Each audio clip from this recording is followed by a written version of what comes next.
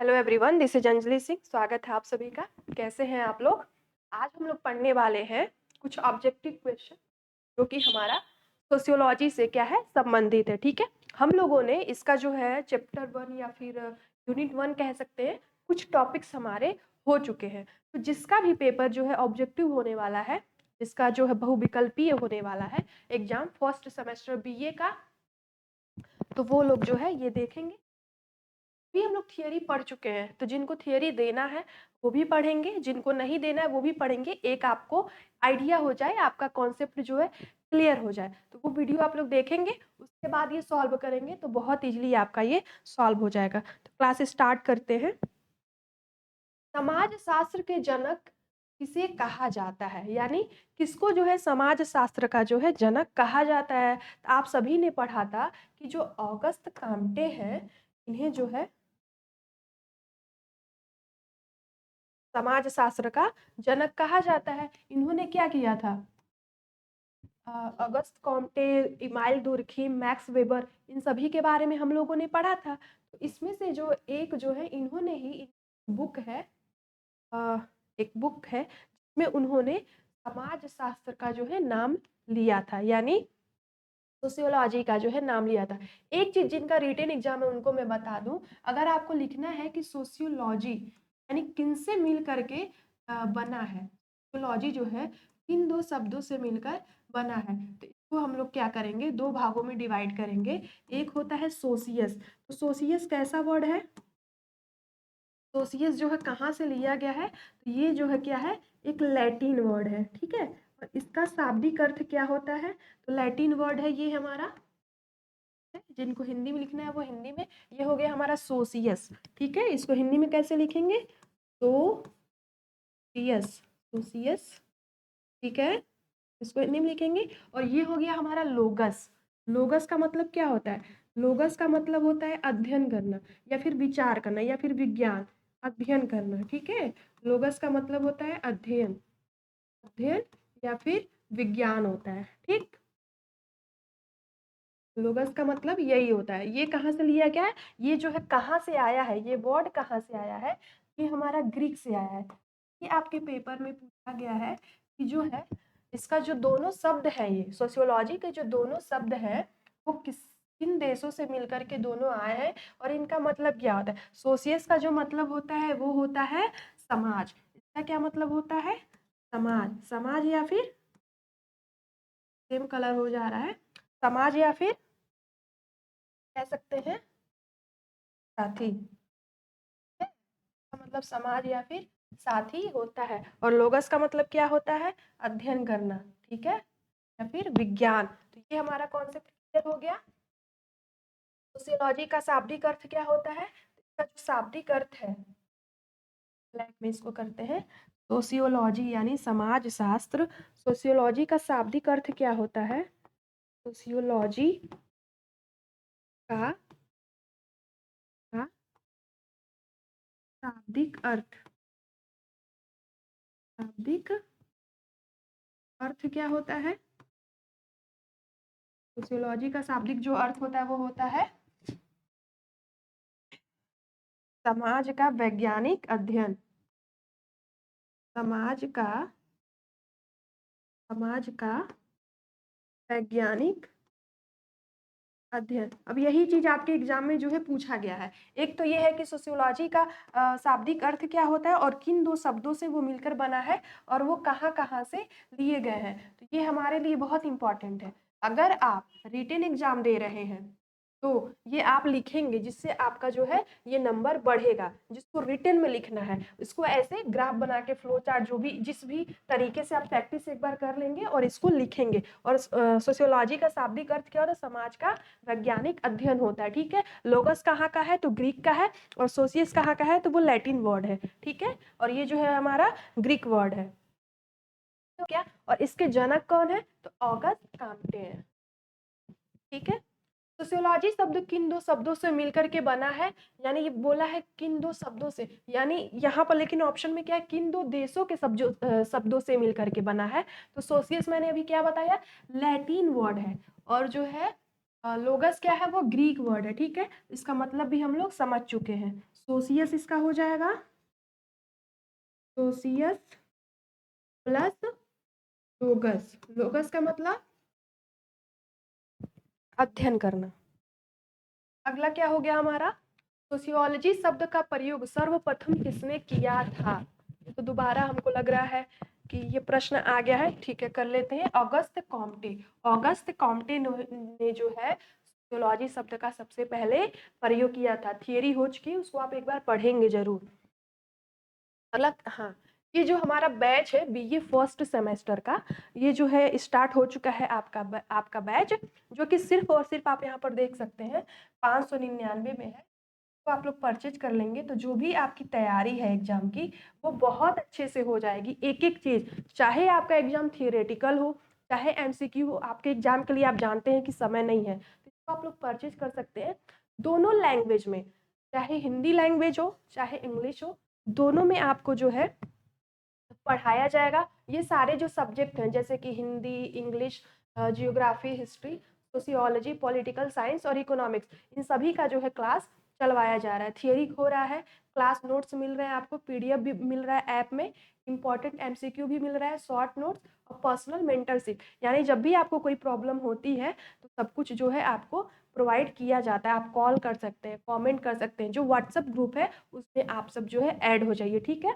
ये बैच जो है बहुत कम दाम में सभी लोग पढ़ा रहे हैं, कई सारे फैकल्टी हैं आपके लिए, तो सब कुछ पढ़ाया जा रहा है, इसको आप लोग परचेज कर लीजिए, ठीक। अगला क्वेश्चन देखते हैं। सोशियोलॉजी शब्द का शाब्दिक अर्थ क्या है।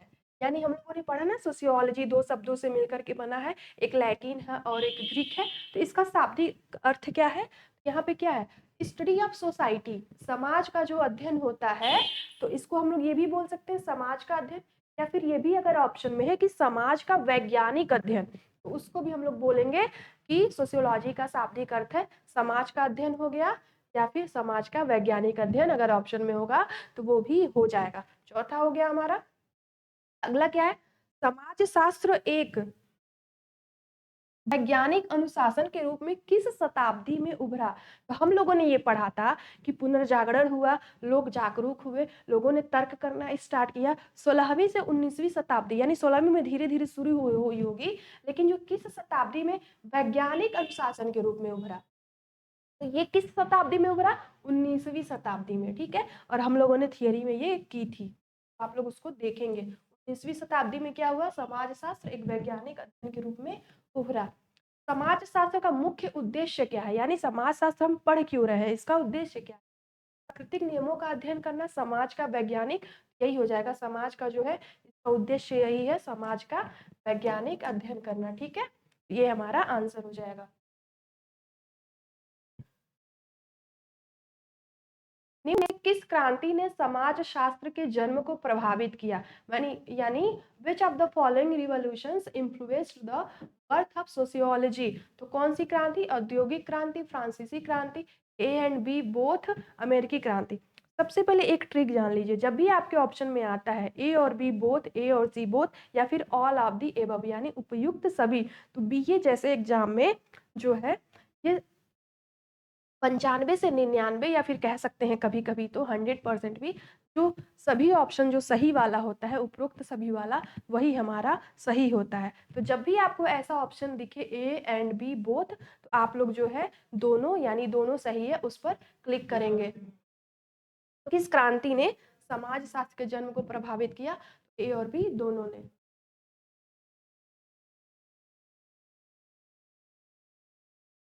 अगला क्या है, प्रबोधन काल ने किसे प्रोत्साहन दिया, इनलाइटमेंट पीरियड एनकरेज, किसको प्रोत्साहन दिया, अंधविश्वास को, तर्क संगत और वैज्ञानिक सोच को, पारंपरिक मान्यताएं, धार्मिक नियंत्रण। तो हम लोगों ने क्या बोला कि जब एनलाइटमेंट हुआ लोगों का, लोगों के अंदर अवेयरनेस आया, लोग जागरूक हुए, उन लोगों ने अंधविश्वास को मिटा दिया, उन लोगों ने सब कुछ ऐसे सोचने लगे कि हर चीज का हमें तर्क चाहिए, हमें कोई बेवकूफ नहीं बना सकता है। समाज में जो भी पाखंड वाली चीजें होती हैं, जो भी बुराइयां होती हैं, लैंगिक असमानता जो होती है, जो भेदभाव होता है लड़के लड़कियों में, पढ़ाई के मामले में, दहेज प्रथा, बाल विवाह, सती प्रथा, ये सारी चीजें जो है औरतों से संबंधित तो होती हैं, तो लोगों ने बोला कि हम जागरूक हो चुके हैं और हमें कोई बेवकूफ़ नहीं बना, हमें हर बात का तर्क चाहिए। अगर कोई काम हो रहा है तो वो क्यों हो रहा है, इसके पीछे का कारण हमको जानना है। तो इसका मतलब क्या है, प्रबोधन काल ने यानी एनलाइटमेंट पीरियड एनकरेज किया किसको, तर्क संगत और वैज्ञानिक सोच को, रैशनल एंड साइंटिफिक थिंकिंग को जो है इसने एनकरेज किया, प्रोत्साहित किया। ठीक है, अगला क्या, सामाजिक तथ्य की अवधारणा किसने दी है, सामाजिक तथ्य की अवधारणा किसने दी है, तो दुर्खिम ने दी है। ठीक है, अगला क्या है, किस समाज शास्त्री ने समाज शास्त्र को सामाजिक क्रिया का अध्ययन माना है, सामाजिक क्रिया का अध्ययन किसने माना है। आप लोगों ने ये पढ़ा था कि मैक्स वेबर ने कहा था कि जो हमारा समाज है उसमें क्रिया होती रहती है, प्रक्रिया होती रहती है, यानी ये निरंतर बदलता रहता है, इसके रूल और रेगुलेशन बदलते रहते हैं, इसमें जो है निरंतर चीजें बदलती रहती हैं, परिवर्तन होता रहता है। तो जहां भी ऐसा शब्द आएगा क्रिया प्रक्रिया निरंतर परिवर्तन, तो वहां पे हमारा मैक्स वेबर हो जाएगा। ठीक है, तो इसका जो आंसर हो जाएगा मैक्स वेबर हो जाएगा। उन्होंने क्या बोला, समाज शास्त्र को सामाजिक क्रिया का अध्ययन माना। ठीक है, ये हमारा आंसर हो गया। अगला है, निम्न में से कौन सी समाज शास्त्र की सही विशेषता है, यानी समाज शास्त्र की कौन सी विशेषता है, यह मानक है, मूल्य आधारित है, यह वस्तुनिष्ठ है, यानी it is objective, it is subjective. Objective और सब्जेक्टिव का मतलब क्या होता है, ऑब्जेक्टिव एग्जाम आपका होने वाला है, किसी का ऑब्जेक्टिव होगा किसी का सब्जेक्टिव होगा। तो ऑब्जेक्टिव एग्जाम में क्या फायदा होता है, हमारा जो ऑब्जेक्टिव एग्जाम है उसका मतलब इसमें आप नंबर किसी को भेदभाव नहीं कर सकते हैं। और सब्जेक्टिव में क्या होता है, कोई बच्चा कुछ लिख रहा है और किसी टीचर को अगर उसके मूड के अनुसार वो नहीं लिख रहा है, वो क्या टीचर चाहता है, उसका उद्देश्य क्या है, अगर उसके अनुसार वो नहीं लिख रहा है तो टीचर जो है नंबर काट लेते हैं। इसीलिए तो हमारे इस टीचिंग व्यवस्था में आई कि जो ऑब्जेक्टिव एग्जाम होगा उससे जो है बच्चों के अंक पर यानी नंबर पर, एग्जाम में जो उनका असेसमेंट इवेल्युएशन हो रहा है उस पर जो है कोई प्रभाव नहीं पड़ेगा, इसी वजह से आया।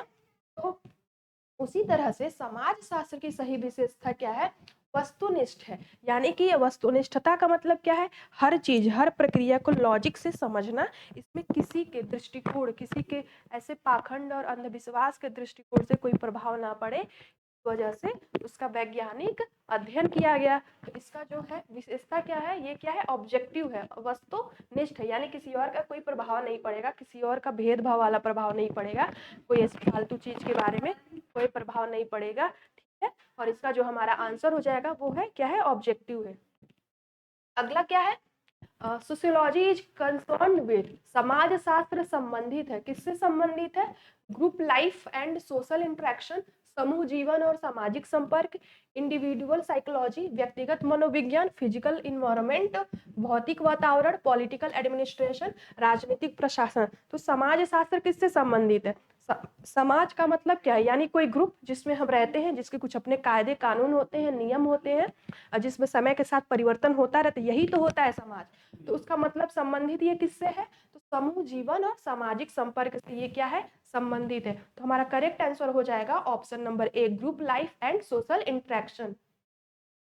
ठीक है, अगला क्वेश्चन है question number 30, which event most contributed to the rise of sociology, कौन सी घटना समाज शास्त्र के का प्रमुख कारण बनी, यानी कौन सी ऐसी घटना है जिससे जो है समाज के बारे में अध्ययन किया जाने लगा, उसके बारे में वैज्ञानिक अध्ययन किया जाने लगा।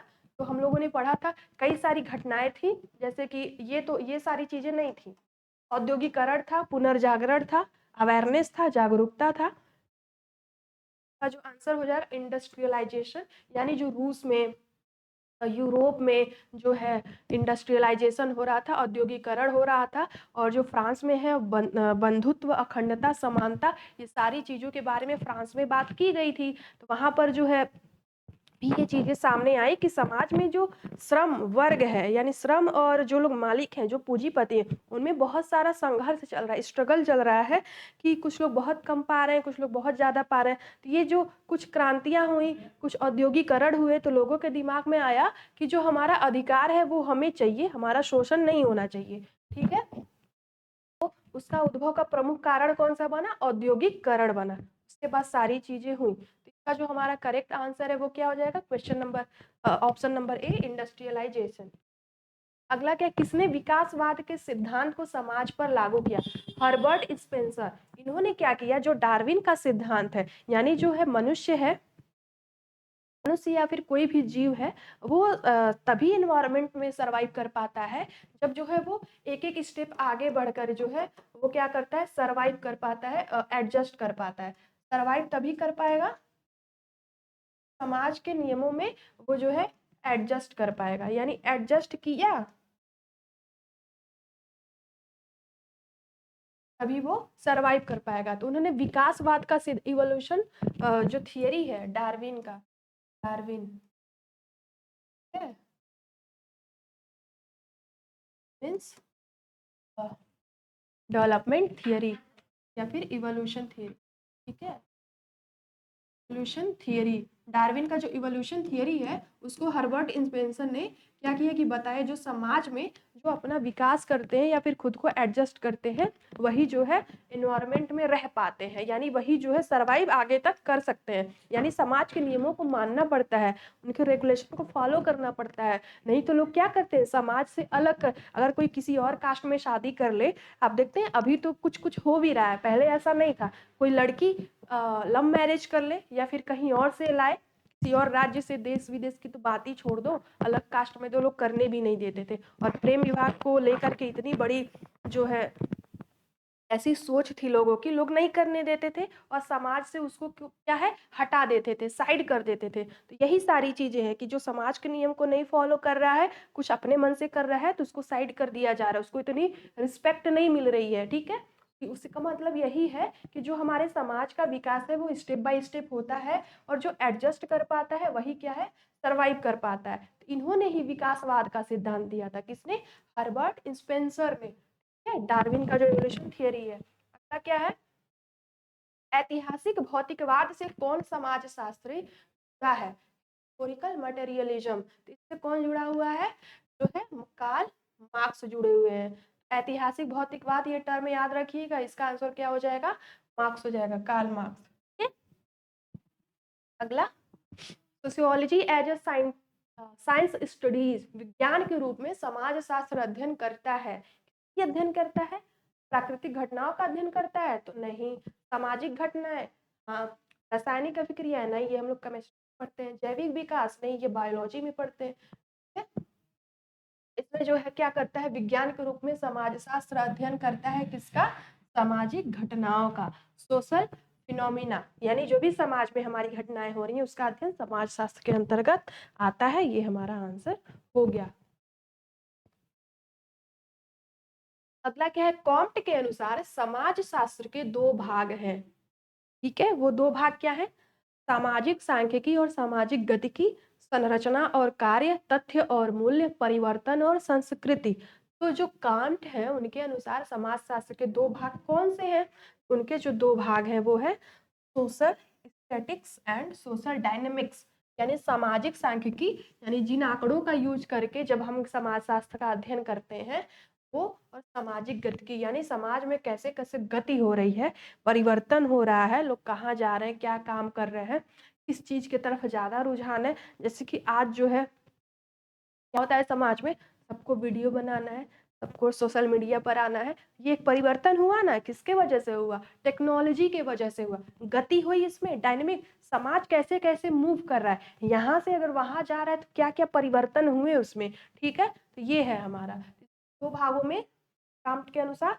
सोशल स्टैटिक्स है, स्टैटिक्स मतलब अंकों, यानी कोई भी चीज का जब हम आंकड़ा ले रहे हैं और उसको आंकड़ों के अनुसार जब अध्ययन कर रहे हैं तो हमारा स्टैटिक्स हो गया, यानी सांख्यिकी हो गया, और उसमें जो गति हो रही है सोशल का अध्ययन। तो कांट ने ये क्या किया था, दो भाग ये बताए थे समाज के।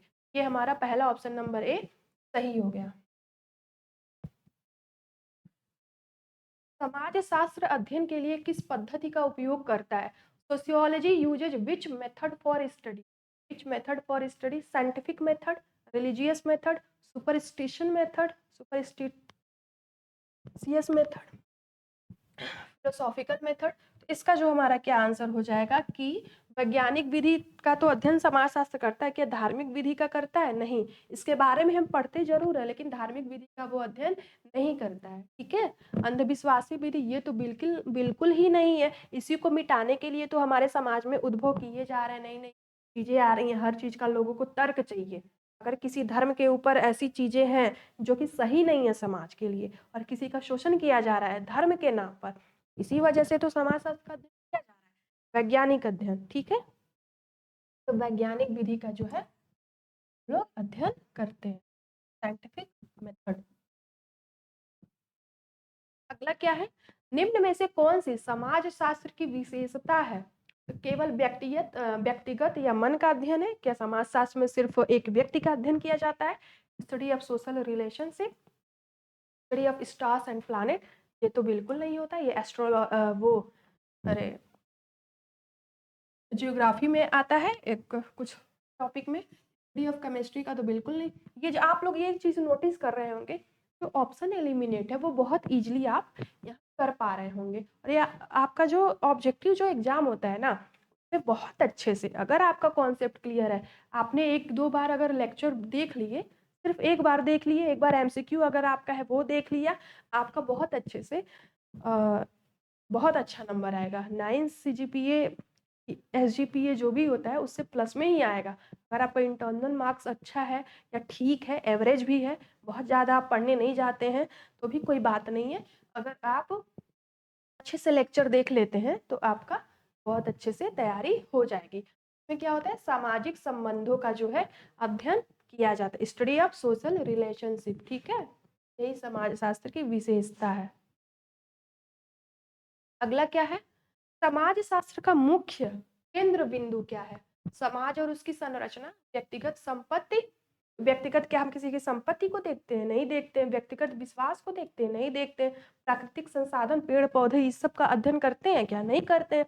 हम क्या करते हैं, समाज और उसकी संरचना, यानी समाज कैसा है, क्या क्या उसमें उसकी संरचना कैसी है, जातियों में क्या हो रहा है, धर्मों में क्या हो रहा है, लोगों का उद्देश्य क्या है, बच्चों को लेकर के, माँ बाप को लेकर के, परिवार कैसा है, न्यूक्लियर फैमिली है या फिर ज्वाइंट फैमिली है, होता है ना। ये सारी चीजें जो है समाज के बारे में अध्ययन की जाती है, समाज और उसकी संरचना, सोसाइटी एंड इट्स स्ट्रक्चर। ठीक है,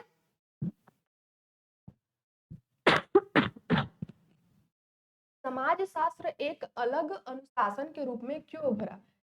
क्यों उभरा एक अलग अनुशासन के रूप में? तो हमने देखा कि जो औद्योगिकरण हुआ फ्रांस में, जो है बंधुत्व और समानता के लिए जो क्रांति की गई, अखंड, और उसके रूस में भी जो चीजें हुई उसके वजह से जो है ये जो है चीजें आई। तो समाज शास्त्र एक अलग अनुशासन के रूप में क्यों उभरा? ये जो है सामाजिक, आर्थिक और राजनीतिक परिवर्तन के कारण जो है ये उभरा। अगला क्या है, किस समाज शास्त्री ने समाज के अध्ययन में अवलोकन और सांख्यिकी के प्रयोग पर जोर दिया? तो दुर्खिम ने क्या कहा था, अवलोकन यानी ऑब्जर्वेशन, किसी चीज का निरीक्षण करना, और सांख्यिकी के ऊपर जोर दिया। तो ये जो है एमिल दुर्खिम या फिर इमाइल दुर्खिम हमारा आंसर हो जाएगा। बस 2-3 मिनट और कुछ क्वेश्चन और है, आप कर लीजिए। निम्नलिखित में से कौन सा कारक समाजशास्त्र के उद्भव में योगदान नहीं देता है? यानी समाजशास्त्र के उद्भव में कौन सा योगदान नहीं देता है? तो जो हमारी ये कथाएं हैं, पौराणिक कथाएं और अंधविश्वास जो है, इसको हम लोग नहीं लेते हैं समाजशास्त्र में। ठीक है, ये हमारा आंसर हो जाएगा। ये तो सारे योगदान देते हैं ना, लेकिन पूछा नहीं देता है, ये क्या है, नहीं देता है। ये वर्ड हमेशा ध्यान में रखना है, ये हमारा गलत हो जाएगा। ठीक, तो ऑप्शन नंबर जो डी है हमारा सही हो जाएगा। निम्न में से कौन सा कथन समाजशास्त्र के बारे में सही है? पूछा क्या गया है, कौन सा सही है? तो sociology studies only individual psychology, sociology is a natural science, sociology studies society scientifically, sociology ignores social institution. तो जो हमारा समाज शास्त्र है वो कैसे साइंटिफिकली अध्ययन करता है ना, तो ऑप्शन नंबर क्या हो जाएगा, सी हो जाएगा, सोशियोलॉजी स्टडीज सोसाइटी साइंटिफिकली। ठीक है, तो ऑप्शन नंबर सी हमारा सही हो गया। 20 क्वेश्चन है हमारे, हो गए हैं। ठीक है, और आप लोग कोर्स ले लेंगे और बच्चों को भी बताएंगे कि जो हमारा बैच है वो चल रहा है और कई सारी क्लासेस हो भी चुकी हैं, उसको आप लोग अच्छे से पढ़ेंगे। Thank you so much.